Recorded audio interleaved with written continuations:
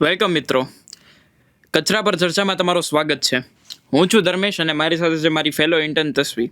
અમે બંને ડીઆઈસીટી કોલેજના સ્ટુડન્ટ છે અને પર્યાવરણ મિત્રના જેન ગ્રીન પ્રોજેક્ટના હેઠળ ઇન્ટર્નશિપ કરી રહ્યા છીએ. ભાઈ ધર્મેશ, કેમ તારું મોઢું આજે આટલું લાલ થઈ ગયું છે? કોઈ બગ ઉકેલતો નથી કે પછી સવારમાં કચરા ગાડી સાથે હેન્ડશેક નથી થયો? અરે તસ્વી, બગ તો ઉકેલાઈ જાય પણ આ સોલિડ વેસ્ટ મેનેજમેન્ટના કાયદા તમારું લોજિક ફેલ કરી રહ્યા છે. વોટ્સઅપ ગ્રુપ્સમાં કચરા રૂલ્સની નોટિફિકેશન એટલી આવી છે કે ડુ નોટ ડિસ્ટર્બ મોડ પર રાખી દીધો છે મેં ફોનને. મને એ નથી સમજાતું કે હું એકલો ઘરે ભીનો અને સૂકો કચરો અલગ અલગ કરું એમાં કાંઈ મોટી સ્કેલેબિલિટી વધી જવાની. મ્યુનિસિપાલિટીવાળી ગાડીમાં તો બધું એક જ થઈને જવાનું છે ને, તો હું મારો કિંમતી ટાઈમમાં મેન્યુઅલ સોર્ટિંગમાં શું કામ બગાડું?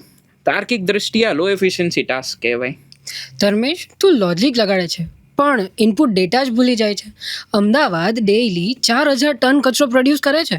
જો બધો કચરો મિક્સ હોય ને તો એના પિરાણાના ઢેર પર જઈને ભેગો જ થઈ જાય છે, પણ અલગ હોય તો એ રિસોર્સ બની જાય છે. હવે તો અમદાવાદની એએમસીની ગાડીઓ જે આવે છે ને એમાં 2 નહીં બલ્કિ 5 અલગ અલગ બિન્સ હોય છે. ખબર છે તને? 5 ડબ્બા? વોટ?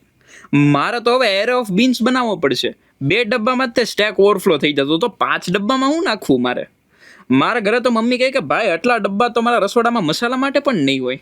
આંટીની વાત સાચી છે, પણ કિચનના મસાલાથી ટેસ્ટ વધે છે અને આ 5 ડબ્બાથી એન્વાયરમેન્ટ સુધરે છે. સિમ્પલ છે, જો ધ્યાનથી સાંભળ. ગ્રીન ડબ્બો એટલે કે ભીનો કચરો, જેમાં આવે કિચનનો વેસ્ટ, પછી વધેલું ખાવાનું, પછી શાકભાજીઓની છાલો ને એવું બધું જે બાયોડિગ્રેડેબલ છે અને એનું કમ્પોસ્ટ બની શકે છે. બીજો છે બ્લુ એટલે કે વાદળી ડબ્બો, જેમાં આપણે નાખીએ સૂકો કચરો, જેમાં આવે પેપર્સ, પ્લાસ્ટિક્સ, મેટલ, કાર્ડબોર્ડ, આવું બધું જે રિસાયકલ થઈ શકે છે. બીજું છે લાલ ડબ્બો, જેમાં આપણે નાખીએ હેઝાર્ડસ વેસ્ટ કાં પછી જોખમી વસ્તુઓ, જેમાં આવે ડેડ બેટરીઝ છે, એક્સપાયર થયેલી મેડિસિન્સ છે, કેમિકલની બોટલો છે કે પછી તૂટેલી ટ્યુબલાઇટો છે. જે બધું જો આપણે જમીનમાં દાટી દઈએ ને તો જે માટી હોય છે ને એ ઝેરીલી થઈ શકે છે. ચોથો છે પીળો ડબ્બો, જેમાં આપણે નાખીએ સેનિટરી વેસ્ટ, જેમાં આવે ડાયપર્સ, નેપકિન્સ, એવું બધું જે આપણે અલગ અલગ પેપરમાં વીંટીને જ દેવું જોઈએ જેથી પેથોજન્સ ન ફેલાય. પાંચમો છે કાળો ડબ્બો, જેમાં આપણે નાખીએ ઈ વેસ્ટ, જેમાં આવે બ્રોકન ચાર્જર્સ, વાયર્સ, સર્કિટ્સ કે પછી જૂના ઇયરફોન્સ. આ બધું જો આપણી ફિલ્ડનો જે હાર્ડવેર કચરો હોય ને એ. વેટ, મારી પાસે એક રિયલ લાઈફ બગ છે. જો હું પિઝા મગાવું તો એ જે બોક્સ હોય એ પિઝાનું બોક્સ ખાલી બ્લુ બોક્સમાં જાય, બરોબર છે. બટ અગર એ બોક્સની ઉપર ચીઝ કાં તો તેલના ડાઘા ચીપકી જાય તો એ કયા બોક્સમાં જાય, ગ્રીન કે blue? My logic is looping. Good catch કોડો. રૂલ એ છે કે કન્ટામિનેટેડ પેપર રિસાયકલ નથી થતું, એટલે જો પિઝાનું બોક્સ ક્લીન હોય ને તો એ બ્લુ ડબ્બામાં જાય, પણ જો એના ઉપર તેલ લગાવેલું હોય ને તો એ રેસિડ્યુઅલ કચરો થઈ જાય છે. પણ આઈડિયલ સોલ્યુશન એ જ છે કે બોક્સનો જે પાર્ટ સાફ હોય એ બ્લુ ડબ્બામાં જાય અને જે ઓઇલવાળો હોય ને એ ભાગ ગ્રીન ડબ્બામાં હોય, જો મટીરિયલ કમ્પોસ્ટેબલ હોય તો. ઓહો, આટલું માઇક્રો લેવલ મેનેજમેન્ટ! આ તો બીટ લેવલ મેન્યુપ્યુલેશન જેવું છે. જરૂરી છે ધર્મેશ. યાદ છે તને ગયા અઠવાડિયે આપણે જ્યારે બહેરામપુરા અને વાસણા પાસેના સ્લમ એરિયામાં ફિલ્ડ વિઝિટ માટે ગયા હતા? આ તસ્વી એ દિવસ ક્યારેય નહીં ભૂલું. અમે જ્યાં ગયા હતા સ્લમ એરિયામાં, ત્યાં તો બધો વેસ્ટ એક જ જગ્યાએ મિક્સ પડેલો હતો. સાચા સફાઈ મિત્રસને આપણે ગ્લવ્સ વગર કામ કરતા જોયા હતા. મને હજી યાદ છે, પહેલું નાનું છોકરું કચરાના ઢાળમાં કાગળ ગોતતું હતું અને એના પગમાં તૂટેલો કાચ અને સિરિંજ વાગી ગઈ. એના પગમાંથી લોહી નીકળતું હતું પણ એને એ ખબર નહોતી કે એ સિરિંજ એની માટે ઝેર સમાન છે. ત્યાં તો સાવ અવેરનેસની ઝીરો વેલ્યુ હતી. આપણે જઈને ત્યાં સમજાયું કે આ ઇન્જેક્શનને અલગ રાખો, બટ એ બધાને લાગતું હતું કે આપણે બધા વધારે પડતું લોજિક લગાડી રહ્યા છીએ. અને ત્યાં મને તો છે ને એક શાંતાબેન કરીને આંટી મળ્યા હતા. એ ગલ્લા પરથી કચરો કલેક્ટ કરતા હતા. મેં એમને પૂછ્યું કે બેન, તમે કેમ કચરો અલગ નથી કરતા? તો એમને મને જવાબ આપ્યો કે બેન, અમે અલગ તો કરીએ છીએ પણ આ ઉપરવાળી સોસાયટી છે ને એ બધો કચરો ભેગો કરી અને થેલીમાં પેક કરીને આપે છે. અમે જ્યારે થેલી ખોલીએ ને ત્યારે થેલીની અંદરથી જે સડેલું ખાવાનું હોય એ નીકળે, તૂટેલા કાચ નીકળે, ક્યારેક તો મરેલા ઉંદર બી નીકળે. That's harsh. આપણે ડીઆઈસીટીમાં બેઠીને સ્માર્ટ સિટી માટે વેબસાઇટ્સ બનાવતા હોય, બટ અસલી સ્માર્ટનેસ તો આ સોર્સ સેગ્રિગેશનમાં જ છે. એ બાળકના પગમાં વાગેલી સિરિંજ કદાચ આપણા કોકના ભૂલના કારણે પણ થઈ શકતી હોય. પર્યાવરણ મિત્રમાં અમે જોઈએ છે કે વેસ્ટ પિકર્સની એવરેજ એજ ઓછી છે. શું કામ? કારણ કે એ બધાને ડેઇલી બેઝિસ ઉપર આ હાર્મફુલ કેમિકલ્સ અને જર્મ સાથે ડીલ કરવું પડે છે.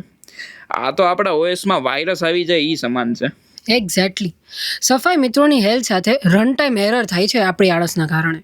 પુણેના સ્વચ્છ મોડલમાં જો આપણે વેસ્ટ પિકર્સને છે ને હેલ્થ ઇન્સ્યોરન્સ અને આઈડેન્ટિટી કાર્ડ આપવામાં આવ્યા છે. એ લોકો હવે ટ્રેશ પિકર્સ તરીકે નહીં, વેસ્ટ મેનેજર્સ તરીકે ઓળખાય છે. ટ્રુ. કચરો અલગ અલગ કરવો એ એકચ્યુઅલી ડેટા પ્રી પ્રોસેસિંગ જેવું છે. જો ઇનપુટ ક્લીન હશે તો જ તે મશીન જે આપણા રિસાયકલિંગ પ્લાન્ટ છે એમાંથી આઉટપુટ સારું આવશે. પણ તસવીર શું કોઈ શહેર આ કોમ્પ્લેક્સિટી સોલ્વ કરી શક્યું છે કે આ બધું ખાલી થિયરીમાં જ કોન્સ્ટન્ટ છે? 100% પ્રેક્ટિકલ છે. પુણેના સ્વચ્છ મોડલ એ એનું બેસ્ટ એક્ઝામ્પલ છે. ત્યાં 3500થી વધારે વેસ્ટ પિકર્સની એક કોઓપરેટિવ બનાવીને ડિગ્નિટી આપી છે. એ લોકો ડોર ટુ ડોર કચરો કલેક્ટ કરવા જાય છે અને એ બી સેગ્રેગેટેડ એટલે અલગ અલગ કરેલો કચરો. જો કચરો મિક્સ હોય ને તો ગાડી ત્યાંથી આગળ જ નથી જતી. એ લોકોની એક પોલિસી છે કે નો સેગ્રેગેશન તો નો કલેક્શન. એ જ તો આ એક સ્ટ્રિક્ટ સિન્ટેક્સ છે. That's like a pre condition check in a function. બીજી બાજુ બેંગ્લોરનું હજીરો ડાળ છે. ત્યાં વેસ્ટ પિકરને વેસ્ટ ઓન્ટરપ્રનર્સ બનાવવામાં આવ્યા છે. એ લોકો જે કલેક્ટેડ પ્લાસ્ટિક હોય એને કલર અને ક્વોલિટીના પ્રમાણે સોર્ટ કરી અને જે રિસાયકલિંગ ઇન્ડસ્ટ્રીઝને વેચી દેતા હોય. એ લોકો કચરામાંથી વેલ્થ જનરેટ કરે છે. અને ત્યાં એક ડ્રાય વેસ્ટ કલેક્શન સેન્ટર પણ છે જ્યાં હું ગઈ હતી.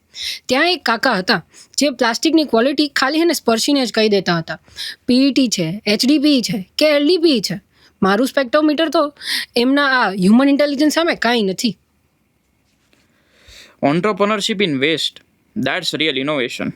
અમદાવાદમાં આવું કંઈ થાય છે? મતલબ અમદાવાદીઓ તો આ વ્યાપારના રિલેટેડ બહુ એક્સાઇટેડ હોય છે. તો શું અમદાવાદમાં કચરા રિલેટેડ વ્યાપાર થાય છે? થાય છે ને. અમદાવાદના જે એન્જિનિયર્સ છે ને એ વેસ્ટ ટુ એનર્જી પ્લાન્ટ બનાવેલા છે. ઇવન કેટલાક સ્ટાર્ટઅપ આઈઓટી બેઝડ બિન્સ બનાવે છે. જે બિન્સ જ્યારે ભરાઈ જાય ને તો ઓટોમેટિકલી નોટિફિકેશન મોકલી દે છે, જેથી ફ્યુલ અને ટાઈમ બંને બચે છે. લો લેટન્સી અને હાઈ થ્રુ આઉટપુટ. એક લોકલ સ્ટાર્ટઅપ તો એવું છે જે માઇક્રો ઓર્ગેનિઝમ્સનો યુઝ કરીને માત્ર 24 કલાકમાં ખાતરમાંથી કમ્પોસ્ટ બનાવી દે છે. 24 કલાકમાં? મારી ખીચડી બનતા વધારે વાર લાગે ભાઈ.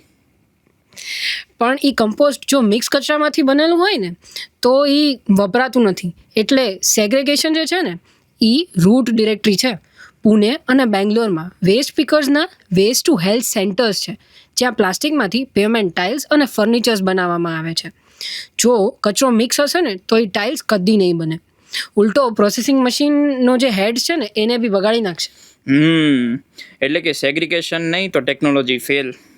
હવે મને સમજાયું કે ઇન્દોર 8 વર્ષથી નંબર 1 પર કેમ છે. કારણ કે ત્યાંના લોકો વેસ્ટની બદલે રિસોર્સ લે છે. અમદાવાદના એન્જિનિયર્સ હવે આ ચેલેન્જ માટે કોડ લખશે. પણ તસવી આ લગ્નમાંથી જે વેસ્ટ જનરેટ થાય એનું શું?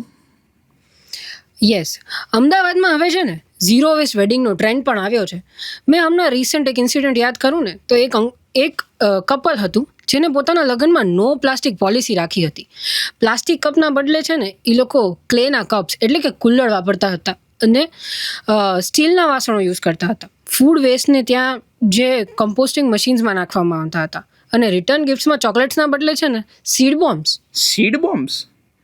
પહેલું કાદીના સડતા પ્લાસ્ટિક રેપર્સ કરતાં તો આ નેચર બોમ્બ્સ વધારે સારા.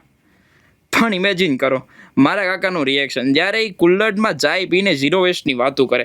એમને તો લાગશે કે આપણે વિન્ટેજ મોડમાં જોતા રહ્યા છીએ. Vintage is the new smart. Dharmesh, જ્યારે આપણા પૂર્વજો છે પતરાવામાં જમતા હતા ત્યારે કચરો હતો જ નહીં. આપણે અપડેટ થવાના ચક્કરમાં છે ને બગી વર્ઝનમાં આવી ગયા છીએ. તો હવે રોલબેક કરવાનો ટાઈમ આવ્યો છે. ટ્રુ. ચાલો ત્યારે હવે મને ક્લેરિટી આવી ગઈ છે. હું મારી સોસાયટીના વોટ્સઅપ ગ્રુપમાં ખાલી મીમ્સ નહીં પણ આ 5 બિન સિસ્ટમનો લોજિક અને આ સ્લમવાળી વાત પણ શેર કરીશ. મને સમજાયું કે કચરો અલગ ના કરવો એ સોસાયટીનું ટેકનિકલ ડેપ્થ છે જે પછી મોંઘું પડશે. વાહ, આજ તો એક ગ્રીન કેટાલિસ્ટની સાચી ઓળખ છે. મિત્રો યાદ રાખજો, કચરો જો સાચી જગ્યાએ અને અલગ રાખવામાં આવે ને તો એ સોનું છે. પણ જો કચરો બધો મિક્સ કરી નાખીએ ને તો એ એક આફત છે. આપણું લોજિક વધારો અને કચરો ઘટાડો. સાચું કીધું તસ્વી. હું હવે જઈને મારા કિચનમાં નવા ડબ્બા સેટઅપ કરીશ. ડ્રાય વેસ્ટના ડબ્બામાં લોજિક લખીશ અને વેટ વેસ્ટના ડબ્બામાં એક્શન લખીશ. અને હા, જો તમને કોઈ ડાઉટ હોય તો તમે પર્યાવરણ મિત્રની ઓફિસનો સંપર્ક કરી શકો છો. અમે તમને ટેકનિકલ સપોર્ટમાંથી લઈને ગ્રાઉન્ડ ઇમ્પ્લિમેન્ટેશન સુધી બધી મદદ કરીશું. તો આવજો અમદાવાદ. તમે સાવધાન રહેજો અને સ્વચ્છ રહેજો. આપણું શહેર છે ને એ આપણી જવાબદારી છે.